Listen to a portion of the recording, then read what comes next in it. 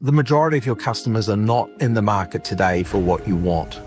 So we can spend all day trying to optimize and fix our baskets, but if we don't fix the ultimate problem, which is giving consumers more reason to visit us and more reason to buy from us and breaking that into purchase cycle, we're never going to fix our revenue problem.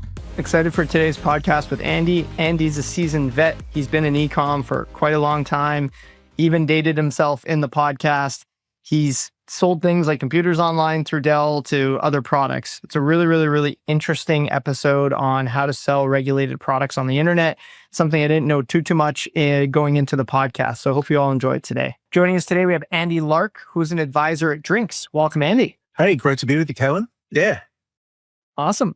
Why don't you kick us off by telling us a bit about where are you in your career journey and how you ended up at Drinks? Oh man, I'm old and tired, unlike you youngsters. So I was sort of around at the birth of e-commerce and was up to my neck in building what became $1 billion plus e-commerce sites at places like Dell and Sun Microsystems and a whole range of other places. So I was there when people were running around trying to put the .com and get everything going. And since then, it's been a long journey where you watch it continually evolving. And one half of me sort of sits here and ironically goes, I'm always torn because part of me goes, oh, we kind of have failed, guys. Like, if you look at aggregate e-commerce penetration, it's actually not at 100%. You would think, like, I can't stand driving to the grocery store, and Amazon's my default for just about everything and comes in a few hours. Why would I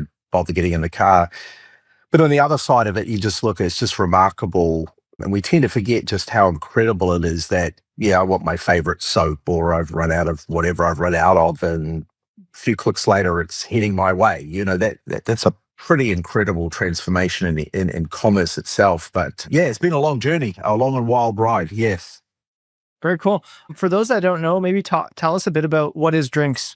Oh yeah, sure. So Drinks is a fantastic business. So Drinks, as the name would suggest, had its origin in the wonderful world of alcohol beverages as a D2C company, very successful at that, but now has moved entirely away from that. So what we do essentially is we allow any e-commerce site to add regulated products into their cart sequence. Don't have to do anything. We handle everything: shipping, compliance, tax, all of those burdens that come with selling a regulated product.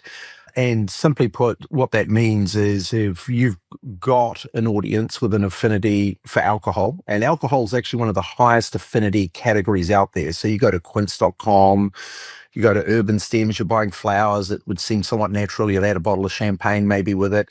You can do that with a click and dramatically shift both the purchase pattern with the consumer, and then on the other side of the fence, significantly improve your basket sizes with really high value products. That's really cool. So like high level, if I'm selling flowers on the internet and I need to add like a regulated category like alcohol, I'm going to come to you guys. You guys are going to help me basically upsell my carts by also selling champagne with my flowers, correct? Yeah, exactly. And look, part of my heritage is as a marketer, right? And I think, that it's a really interesting sort of observation you're making, because if you think about a lot of e-commerce purchases, we think about them as being completely fluid, right? Everyone's buying online all the time. Actually, most consumers buy occasionally. They have quite high, what we call inter-purchase periods. And so what you're also looking at is this idea that if I can give them more reasons to come to my site for more things, they're inevitably going to buy more products while they're there. So you're not just increasing that basket size, you're shifting that inter-purchase period by adding an entirely new category to the site. And it's a big theme in e-commerce right now, this idea that I have to change the buying frequency cycle with my consumers. We tend to look at sites like Amazon, which sell pretty much everything imaginable to man.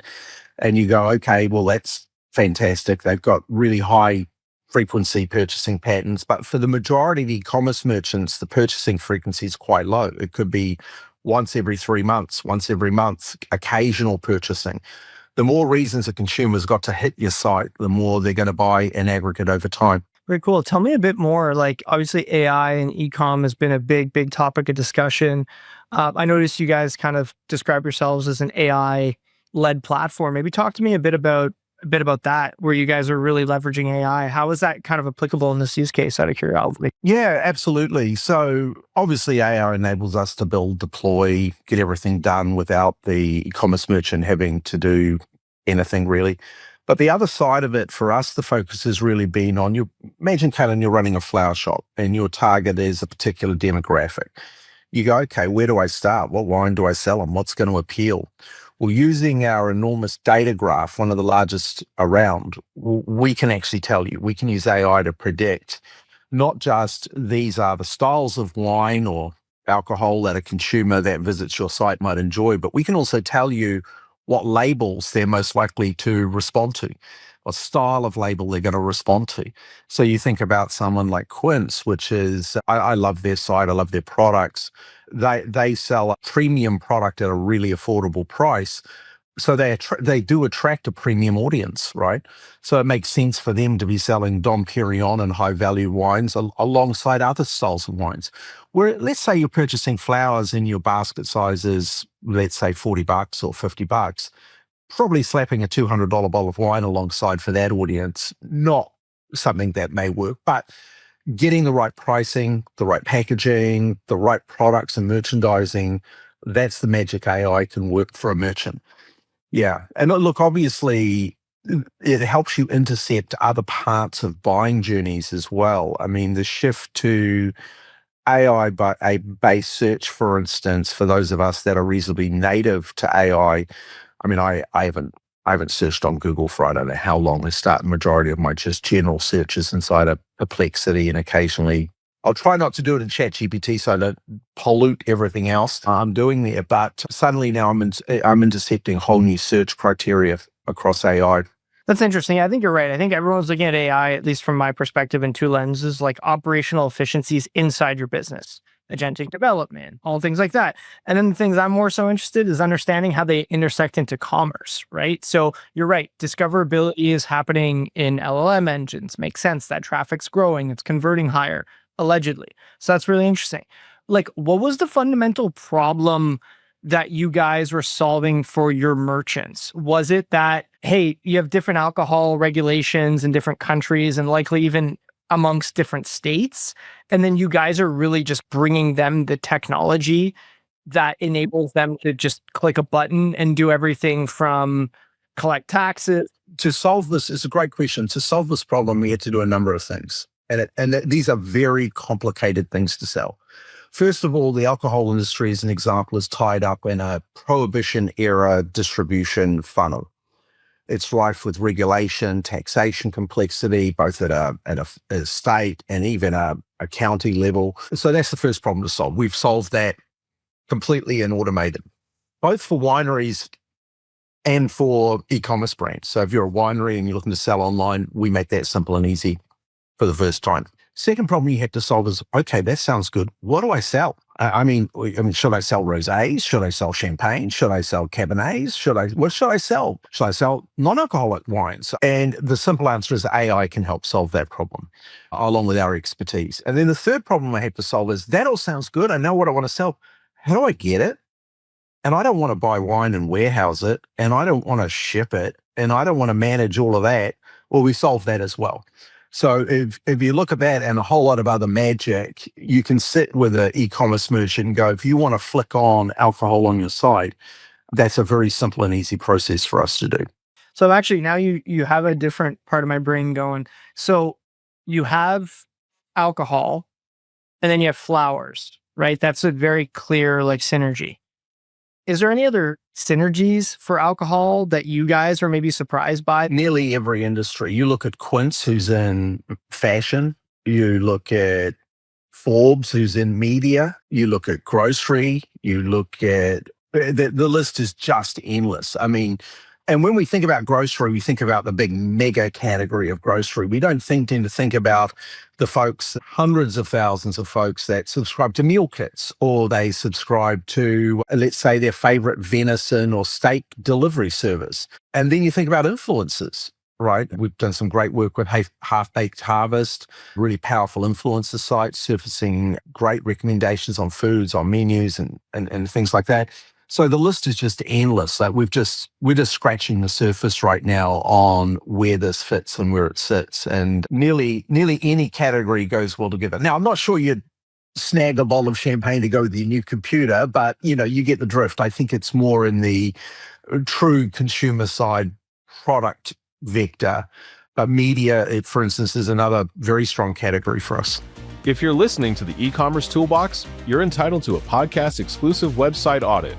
Go to noibu.com/podcast-audit for a free scan that uncovers the hidden friction blocking your conversions and shows you where you're leaking revenue. Really, really, really interesting. How did you solve how did you guys solve the problem of okay, Valentine's Day is coming up? It's a two-part question. Number one, I want to order my wife flowers. Makes sense. I'm gonna attach a bottle of champagne. How did you guys solve the problem of sending alcohol to another person?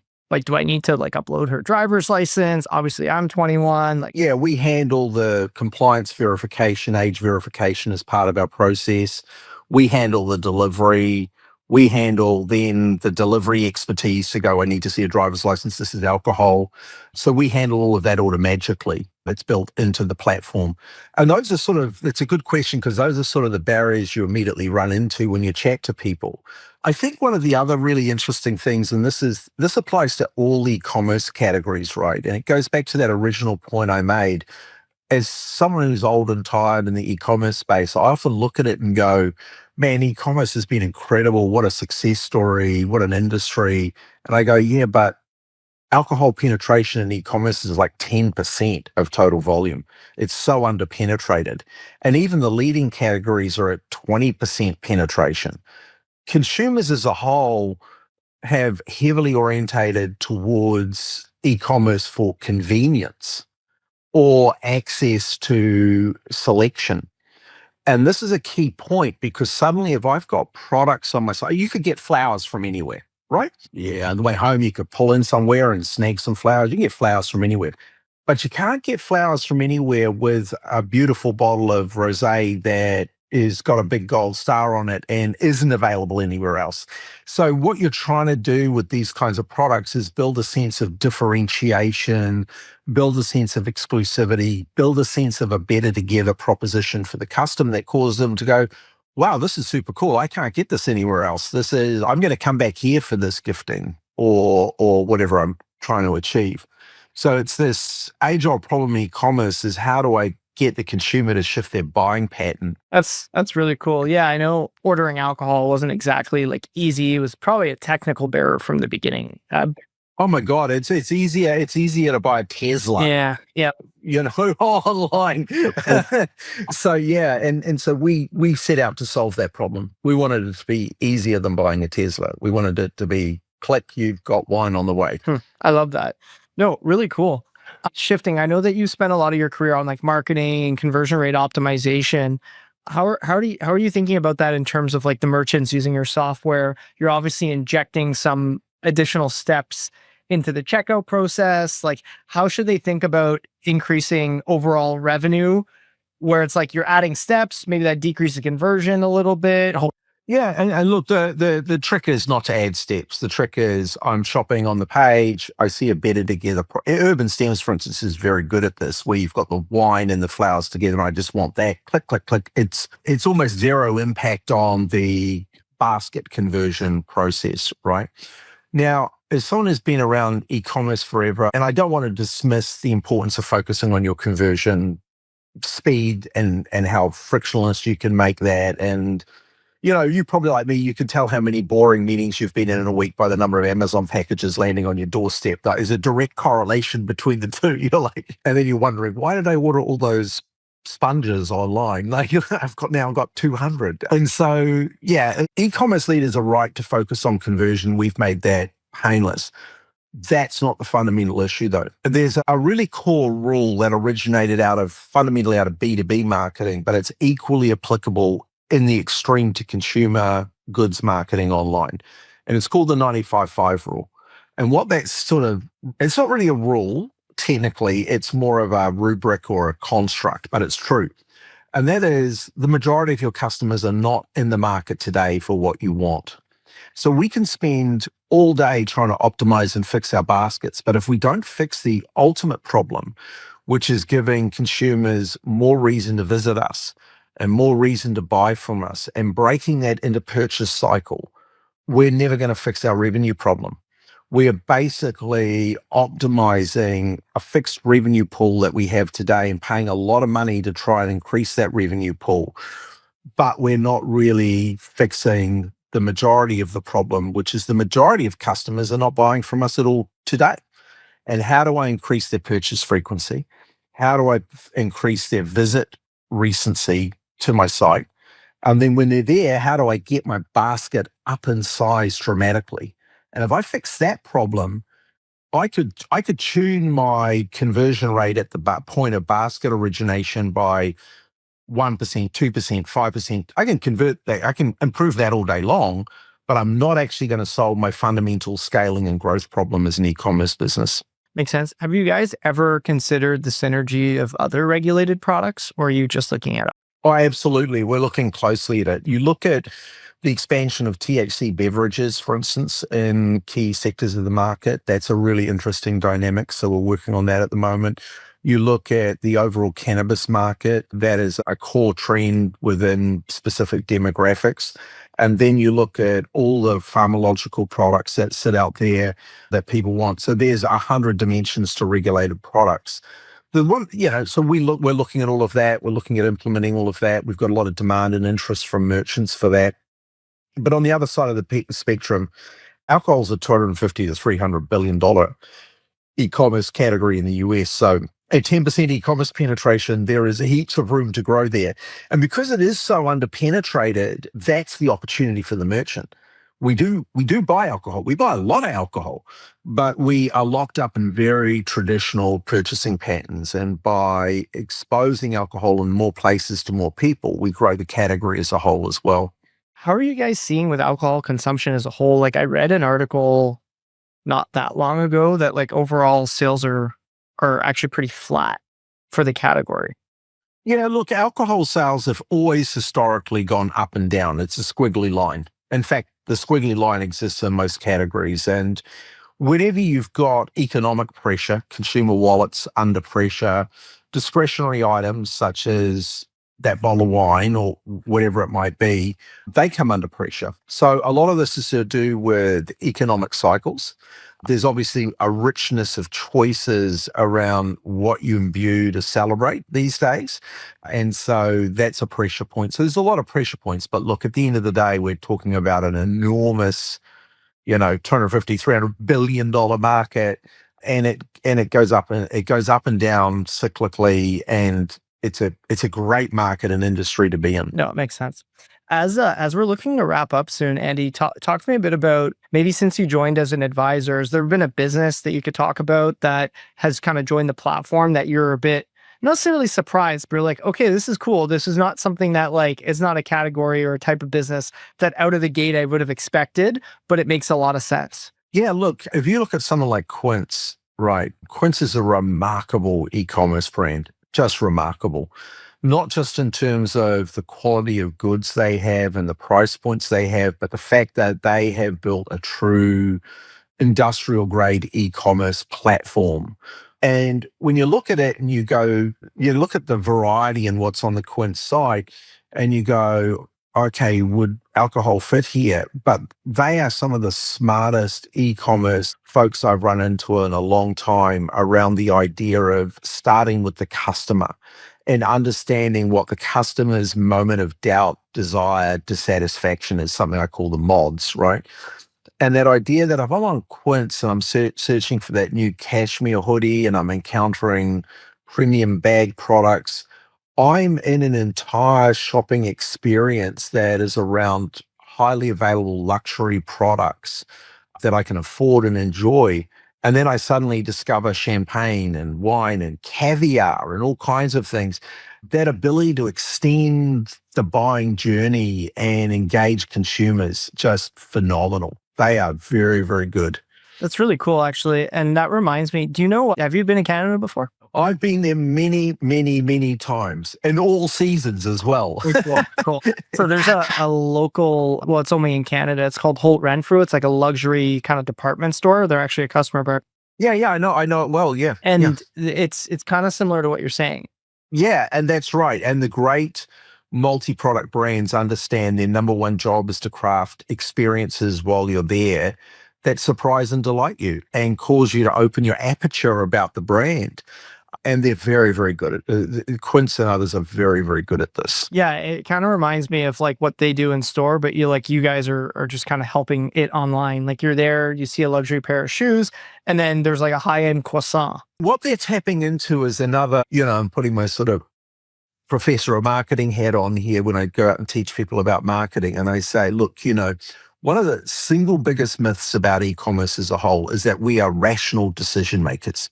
You're looking for that new pair of designer jeans, perhaps. And so you hit the website and I'm doing research and I'm going to go into a funnel and I'm going to, and I'm going to think and then I'm going to price compare. Not so much. You're sitting at a meeting, you're bored shitless. Oh shit, I got to grab some new jeans. Before you know it, on the whole site, oh, croissants, click, I'll have some of them too. You know what I mean? The rational decision making is an illusion. We are one DNA string off monkeys, right? And we chase the banana. So, and people say to me, I don't think that's true, Andy. And I think consumers are very price shoppers. And I'm like, really? Let me just pop over to your house and have a look in your closet. Maybe you could explain to me some of these purchases, And they're like, no, I don't want you to do that. That's creepy. I don't want you to do that, but you're right. I guess you're right. And so, and you just have to look at your experience in heading home from the grocery store where you set out to buy bread, butter, and some milk, and you come home with, a rare chocolate drink mix, 4 bottles of spritz, some new energy drink, some electrolyte product in sachets that just cost you $60. And you get home and they're like, honey, what is all this other stuff you got? Well, I just, So yeah, it's fascinating, right? How the brain works when we get online and we start shopping. Yeah. No, it's really, really cool. Well, Andy, thanks for taking the time. I know it's early morning for you, so I really appreciate you hopping on. My pleasure, man. This is a great. Keep up the good work. Keep teaching everyone about e-commerce. There's lots to learn. One day at a time. Thanks, Andy. Yeah. Take care, man. See ya. The e-commerce toolbox Expert Perspectives is brought to you by Noibu. To find out more about Noibu and how we can help you debug your e-commerce site and rocket your revenue, visit www.noibu.com. That's NOIBU.com. And then make sure to search for the e-commerce toolbox Expert Perspectives on Apple Podcasts, Spotify, or anywhere else podcasts are found, and click subscribe so you don't miss out on any future episodes. On behalf of the team here at Noibu, thanks for listening.